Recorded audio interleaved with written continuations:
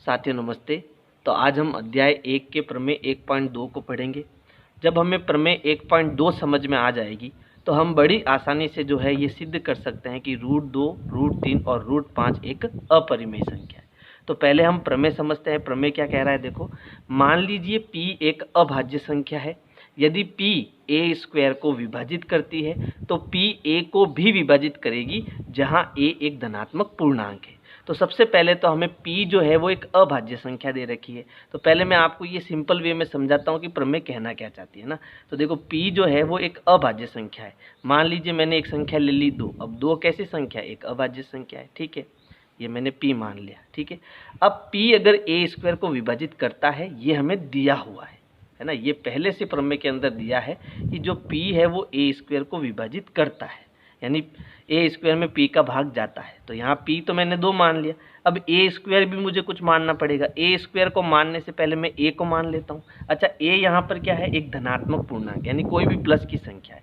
तो a यहाँ पर मैं 6 मान लेता हूँ, ठीक है। अब 6 के अगर मैं गुणनखंड करता हूँ तो वो क्या आते हैं, 2 गुणा 3 आते हैं, है ना। और अगर मैं 6 का वर्ग करता हूँ तो यहाँ पर 6 का a का वर्ग करता हूँ तो 6 का वर्ग हो गया। 6 का वर्ग मतलब कितना होता है, 6 × 6, है ना। 6 का वर्ग मतलब 6 × 6। तो यहाँ 6 के गुणनखंड क्या हो जाएंगे, 2 × 3, फिर बीच में इंटू 6 के गुणनखंड वापस क्या हो जाएंगे, 2 × 3, और सबका गुणा करेंगे तो कितना आएगा, 36 आएगा। अब देखो हमारी प्रमेय क्या है। हमारी प्रमेय कह रहा है p a² को विभाजित करता है, यानी p यानी क्या हो गया, 2 हो गया, है ना। और p जो है वो a² को, और a² हमारा कितना आ रहा है, 36 आ रहा है ना। कितना आ रहा है, 36 आ रहा है। तो 36 में अगर मैं 2 का भाग दूंगा तो कितनी बार जाएगा, 18 बार भाग जाएगा, और वैसे भी जाना ही है। अगर मैं 36 के गुणनखंड करता हूँ तो क्या आएगा, 2 × 2 × 3 × 3, ये 36 के अभाज्य गुणनखंड हो जाएंगे। अब मैं 2 का भाग दूंगा तो 2 से 2 कटेगा। 2 से 2 कटना मतलब इसमें 2 का भाग बड़ी आसानी से जा रहा है, और सब इनका जब मैं गुणा करूंगा तो उत्तर क्या आएगा, 18 आएगा, है ना। तो ये तो हमें दिया हुआ है कि p जो है वो a² को विभाजित करता है। तो सिद्ध करो कि p a को भी विभाजित करेगा। देखो अपने आप में ये सिद्ध है। पहले से p हमारा क्या हो गया, 2 हो गया, और a हमने क्या माना, a हमने 6 माना, ठीक है। 2 में 6 का भाग देंगे, 6 में 2 का भाग देंगे तो कितनी बार भाग जाएगा, 3 बार। अब गुणनखंड से करो। 6 के गुणनखंड क्या होते हैं, 2 × 3। 2 का भाग देंगे तो 2 से 2 कटा, उत्तर हमारा कितना है, 3 आया, ठीक है। तो p a² को विभाजित कर रहा है तो यहाँ p a को भी विभाजित करेगा, ऑटोमेटिक करेगा। क्यों करेगा, क्योंकि इस जो धनात्मक पूर्णांक है इसमें पहले से एक अभाज्य संख्या हमें मिल रही है 2, और हम इसी अभाज्य संख्या का भाग दे रहे हैं, है ना। तो ये हमारी पहले से प्रूफ है। फिर भी हमें इसको लैंग्वेज में कैसे प्रूफ करना है, अब उसको समझो।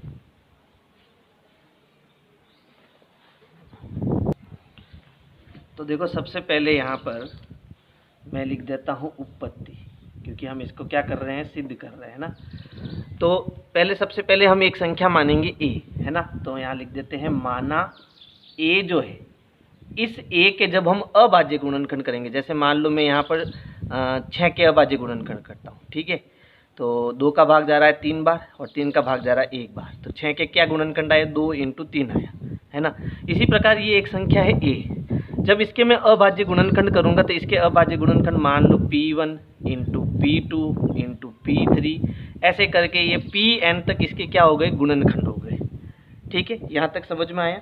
अब हमें यहाँ बताना ये p1 p2 p3 क्या है, जहाँ, है ना। अब मैंने इसके गुणनखंड करे तो ये क्या है, अभाज्य संख्या है ना। जहाँ p1, p2, p3 ... pn क्या है, अभाज्य संख्याएं है तथा इसमें जो हमने p माना है, p भी क्या है, एक अभाज्य संख्या है ना। तथा p, यहाँ लिख देते हैं, p a² का एक गुणनखंड है। किसका है, a² का एक गुणनखंड। p a² का एक गुणनखंड है, ये हमें दिया है। क्या है, दिया है। अब ये क्यों दिया है, क्योंकि p a² को विभाजित करता है। अब कब विभाजित करेगा, देखो ये जो मैंने 6 लिया है ना, 6 का वर्ग मतलब 6 × 6। अब 6 × 6 को कौन विभाजित कर रहा है, 2, यानी कि p विभाजित कर रहा है। ये कब विभाजित कर पाएगा? जब इसके अंदर एक गुणनखंड होगा, एक अभाज्य गुणनखंड होगा 2 का, तभी तो ये विभाजित कर पाएगा, है ना। ये हमें क्या है, दिया हुआ है, जहाँ p जो है वो ए स्क्वायर का एक गुणनखंड है, ये हमें इस प्रमेय के अंदर दिया हुआ है, ठीक है। अब हम क्या करेंगे, a का वर्ग करेंगे। अब हम क्या करेंगे, a का वर्ग करेंगे। a का वर्ग करेंगे मतलब इस पूरे का क्या करेंगे, वर्ग करेंगे, है ना। p1 into p2 into p3 dot dot pn, इनका भी क्या करेंगे, वर्ग करेंगे। अब वर्ग करने का मतलब इसका इसी से गुणा, यानी a स्क्वायर बराबर p1 into p2 into p3 dot dot pn गुणा, यानी इस संख्या का इसी से गुणा p1 into p2 into p3 dot dot pn, ठीक है। अब a स्क्वायर जो है, p जो है a स्क्वायर को विभाजित करता है। अब वापस लिखेंगे, क्योंकि p a स्क्वायर को विभाजित करता है ना। और इसको मैं समीकरण 1 ले लेता हूँ। तो समीकरण 1 से हम ये कह सकते हैं कि p जो है, p को p1 into p2 into p3 dot dot pn, है ना, ये जो मैंने यहाँ पर लिया है pn, ठीक है, इसमें से एक होना चाहिए, नहीं, इसमें से एक होना चाहिए, है ना। अब इसको समझो कैसे, मैं क्या कहना चाहता हूँ कि भाई जो p जो है, यानी 2 जो है, p मैं क्या मान रहा हूँ, 2 मान रहा हूँ। p जो है वो a स्क्वायर को विभाजित करता है। p मैंने क्या लिया, 2। अब a मैंने क्या लिया, 6 स्क्वायर लिया, है ना। तो अब ये कब 2 इसको विभाजित कर पाएगा? अब अगर मैं इसकी गुणनखंड करूँ तो 2 इंटू 2 इंटू 3 इंटू 3, आप अभाज्य गुणनखंड करना, बटा 2 का भाग दूंगे, 2 से 2 कटेगा कि नहीं कटेगा, है ना। यानी कि मैं ये कहना चाहता हूँ 6 स्क्वायर को हम 6 इंटू 6 लिख सकते हैं, है ना। 6 इंटू 6 का मतलब 2 इंटू 3 और फिर इसके अभाज्य गुणनखंड 2 इंटू 3। अब इस 6 1 के अंदर अगर 2 है, इसका मतलब इसमें 2 का भाग जाता है। और अगर मैं एक सिंगल लूँ तो अभी 2 का भाग जाएगा कि नहीं जाएगा? भाई डबल में 2 का भाग जा रहा है, तो सिंगल वाले में भी तो 2 का भाग जाएगा। क्यों भाग जाता है? क्योंकि p को p1 into p2 into p3 dot dot pn, इनमें से एक होना चाहिए। किसको? p को। इनमें से अगर एक होगा तभी तो p का भाग जाएगा, है ना। अतः p a स्क्वायर को विभाजित करता है, तो p a को भी विभाजित करेगा, ठीक है। ये हो गई हमारी प्रमेय 1.2। आपको हमेशा सिंपल वे में समझना है ना। 36 को लेना है, आसानी से आपको समझ में आ जाएगा। तो ये हो गई आपकी प्रमेय 1.2। अब हम प्रूफ करेंगे कि √2, √3 और √5 एक अपरिमेय संख्या है। अब देखो हमारी प्रमेय 1.3 है, सिद्ध कीजिए √2 एक अपरिमेय संख्या है। तो देखो इसके प्रत्येक स्टेप को आप बड़ी सावधानी से समझना, है ना, क्योंकि आप कहीं भी चूक गए तो आपको कुछ भी समझ में नहीं आएगा। तो सबसे पहले हमें ये प्रूफ करना है √2 जो है वो अपरिमेय संख्या है। तो इसके लिए हम पहले एक गलत कल्पना कर देते हैं। गलत कल्पना क्या कर देते हैं कि भाई माना √2 जो है वो एक परिमेय संख्या है। माना √2 एक परिमेय संख्या है। ये मैं क्या कर रहा हूँ, एक गलत कल्पना कर रहा हूँ, है ना, गलत कल्पना कर रहा हूँ। तो अब ये गलत कल्पना कर रहा हूँ, तो मैं जब √2 एक परिमेय संख्या है तो इसका मतलब इसको मैं बट्टे में लिख सकता हूँ। भाई परिमेय संख्या क्या होती है, जिसे हम p बटा q के रूप में लिख सकते हैं। तो जब मैंने ये कल्पना की है कि √2 एक परिमेय संख्या है, तो √2 जो है वो किसके रूप में होगी, a बटा b के रूप में होगी। यानी परिमेय संख्या जो है p बटा q के रूप में होती है, बट्टे में लिख सकते हैं हम इसको। तो मैंने इसको बट्टे में लिख दिया है, ठीक है। अब ये a और b जो है ना, ये a और b यहाँ पर क्या है, यही सबसे इम्पोर्टेंट है। जहाँ a, b सह अभाज्य संख्या है। अब ये सह अभाज्य संख्या क्या होती है वो भी समझो, ठीक है। सह अभाज्य संख्या वो होती है जिसमें कोई भी उभयनिष्ठ गुणनखंड नहीं होता, ठीक है।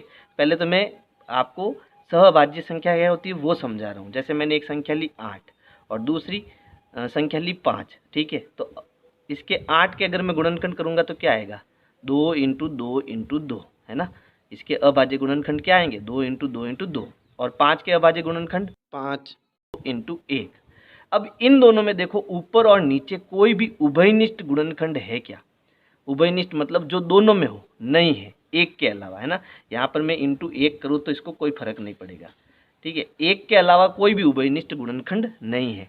तो ऐसी संख्या है जिनमें एक के अलावा कोई भी उभयनिष्ठ गुणनखंड नहीं होता है, उन्हें हम सह अभाज्य संख्या कहते हैं, ठीक है।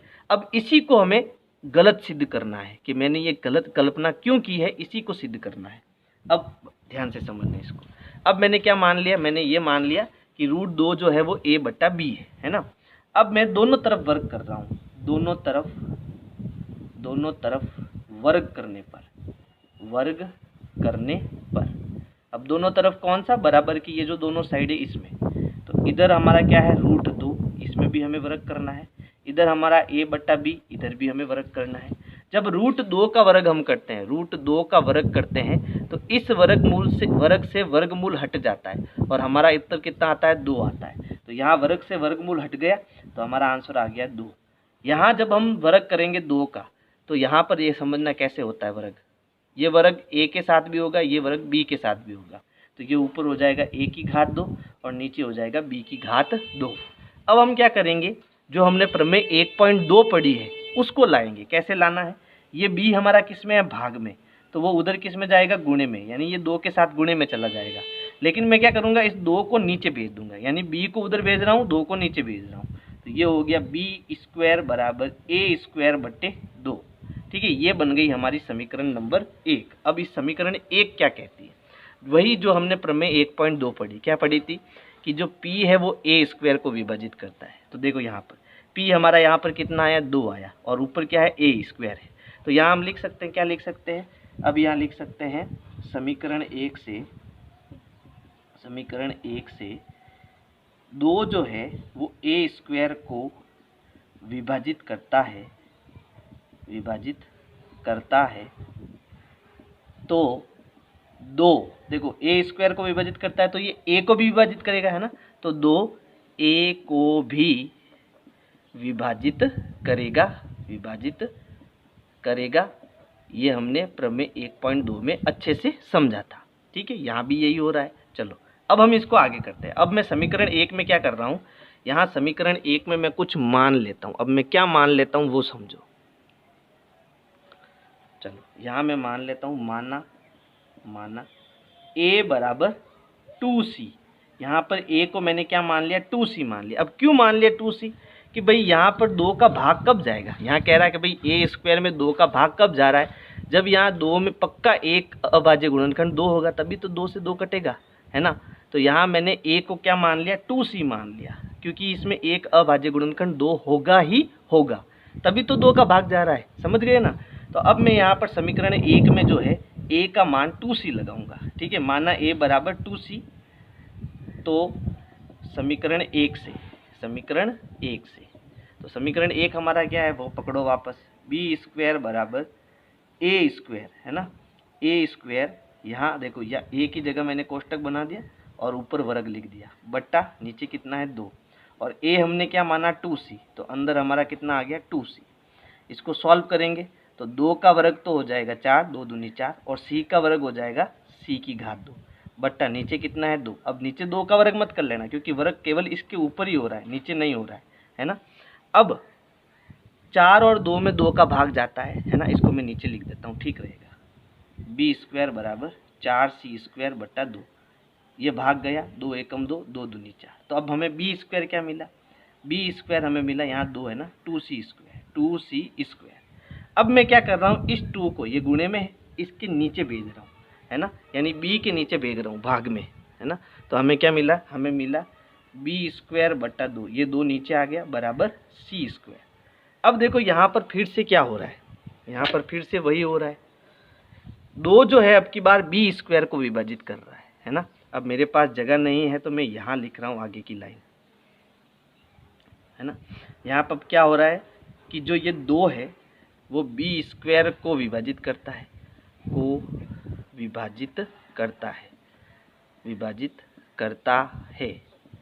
तो 2 जो है वो b को भी विभाजित करेगा, प्रमेय 1.2 2 को p को भी विभाजित करेगा,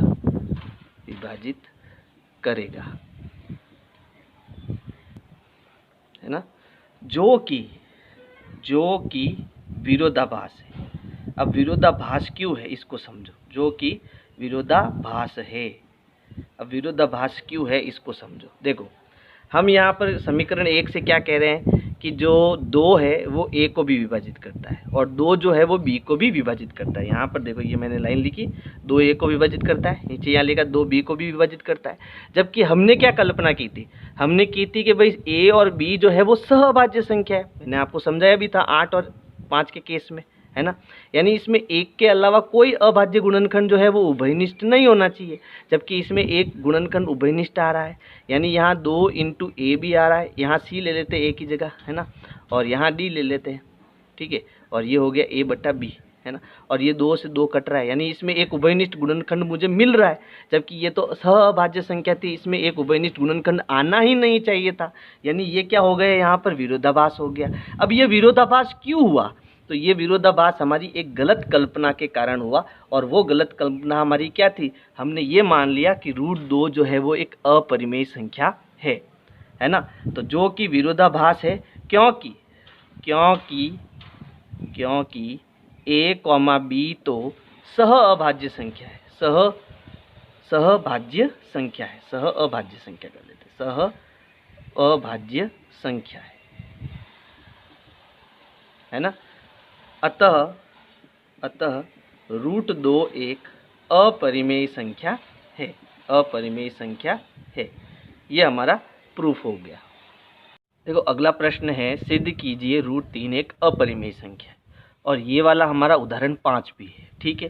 तो अब इसको हम सिद्ध करते हैं। तो सबसे पहले हम एक गलत कल्पना करेंगे। वो गलत कल्पना क्या होगी, माना √3 एक परिमेय संख्या है। कैसी संख्या है, परिमेय संख्या है, ठीक है। और जब ये परिमेय संख्या है तो इसको मैं बट्टे के रूप में लिख सकता हूँ। तो √3 बराबर a बटा b के रूप में लिखी जा सकती है। और यहाँ a b क्या है, a b यहाँ सहअभाज्य संख्या है ना, सहअभाज्य संख्या है।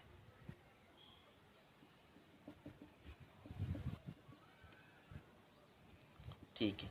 अब हमें क्या करना है, इसके दोनों तरफ वर्ग करना है। तो √3 के इस साइड में वर्ग और a बटा b के साइड में भी वर्ग। हमने क्या किया, दोनों तरफ वर्ग किया। और जैसे ही हमने वर्ग किया तो यहाँ पर √3 ये वर्गमूल है और ये वर्ग है, तो वर्ग से वर्गमूल हट गया, हमारा आंसर क्या आ गया, 3 आ गया। तो ये हो गया 3 बराबर a की घात 2 बटा b की घात 2। अब यहाँ 3 को हम नीचे लाएंगे और b की घात को इधर ले जाएंगे। तो ये हो गया b का वर्ग बराबर a का वर्ग बटा 3, और ये बन जाएगा हमारा समीकरण नंबर 1। अब समीकरण नंबर 1 क्या कहता है कि ये जो 3 है वो a² को विभाजित करता है, यानी प्रमेय 1.2। तो हम यहाँ लिखेंगे, चूँकि 3 a² को विभाजित करता है,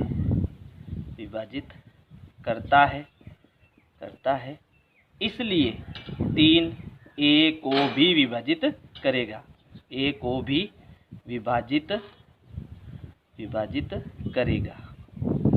ठीक है। अब जब 3 a को विभाजित करेगा, इसका मतलब ये जो a संख्या है, a जो हमारी संख्या है, इसमें कहीं न कहीं 3 एक अभाज्य गुणनखंड होगा, तभी तो ये 3 जो है a को विभाजित कर रहा है ना। तो यहाँ पर मैं a को जो है 3 इंटू सी मान लेता हूँ। क्या मान लेता हूँ, 3 इंटू सी मान लेता हूँ। तो अब यहाँ मानेंगे, माना a बराबर 3c, ये हम मान लेते हैं, ठीक है। अब a हमने जो 3c माना है, इसका मान हमें कहाँ रखना है, समीकरण 1 में, ठीक है। फिर यहाँ लिखेंगे a का मान समीकरण 1 में रखने पर, तो हम ये मान रखेंगे। तो समीकरण 1 क्या है, देखो b² बराबर a² बटा 3। तो a की जगह ब्रैकेट, ऊपर आ गया वर्ग बटा 3। अच्छा, और a हमें क्या रखना है, 3c। तो a की जगह हम 3c रखेंगे। अब 3c रखेंगे तो इसका क्या करेंगे, वर्ग करेंगे। तो चलो वर्ग करते हैं। तो बी स्क्वायर हमें क्या मिला 3 का वर्ग, 3 का वर्ग फिर सी का वर्ग, तो 3 का वर्ग मतलब 3 इंटू 3 कितना हो गया 9 हो गया, है ना। तो यहाँ हो गया 9c स्क्वायर बट्टा 3। अब देखो इन दिनों में 3 का भाग जा रहा है, ये हो गया 3 एकम 3, ये हो गया 3 त्रिया 9। तो अब हमें क्या मिला, है ना, तो अब हमें मिला बी स्क्वायर बराबर 3c स्क्वायर, है ना। अब आगे आप समझना इसको। अब हम क्या करेंगे, ये जो 3 गुणे में है इसको इधर लाएंगे, तो ये गुणे में है तो इधर किस में आएगा भाग में यानी बट्टी में। तो ये हो गया बी स्क्वायर बट्टे 3 हमारा इधर आ गया इज इक्वल टू यहाँ क्या हो गया सी स्क्वायर। अब देखो इससे हमें क्या मिल रहा है, इससे हमें ये मिल रहा है कि 3 जो है वो बी स्क्वायर को विभाजित करता है। तो यहाँ वापस हम लिखेंगे चूँकि 3 बी स्क्वायर को विभाजित करता है, विभाजित करता है, इसलिए 3 बी को भी विभाजित करेगा, बी को भी विभाजित करेगा। अब हमने ए और बी तो क्या माना सहभाज्य संख्या माना, है ना। ए बट्टा बी हमने क्या माना सहभाज्य संख्या, यानी एक के अलावा इसमें कोई भी उभयनिष्ठ गुणनखंड नहीं हो सकता। जबकि ए हमारा क्या आ रहा है, ए हमारा आ रहा है 3c और डी हमारा आ रहा है मान लो 3d, है ना। तो 3 इसमें भी आ रहा है, 3 नीचे भी आ रहा है, एक उभयनिष्ठ गुणनखंड आ रहा है। जबकि हमने तो कल्पना क्या की थी, ए और बी तो सहभाज्य संख्या है, यानी हमने ये गलत कल्पना करी, इस वजह से हमारा आंसर रॉन्ग आ रहा है। तो हम ये लिखेंगे जो कि विरोधाभास है, जो कि विरोधाभास है, विरोधाभास है, इसलिए या फिर कारण भी लिख सकते हो क्योंकि ए कॉमा बी तो सह अभाज्य संख्या है, सह अभाज्य संख्या है। अतः √3 एक अपरिमेय संख्या है, अपरिमेय संख्या है। ठीक है, ये हो गया हमारा उदाहरण 5 का आंसर।